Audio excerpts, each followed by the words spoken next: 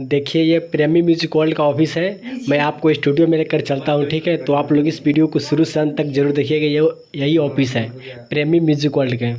तो चलते हैं दोस्त, देखिए यही है प्रेमी म्यूजिक वर्ल्ड के ऑफिस है। ये देखिए ये स्टूडियो है, बहुत अंधेरा, इसमें बत्ती हम लोग जला देते हैं।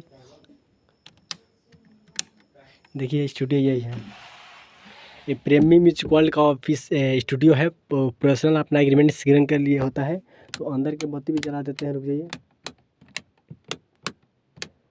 देखिए अंदर का वोकल है, देखिए यही स्टूडियो है अंदर के।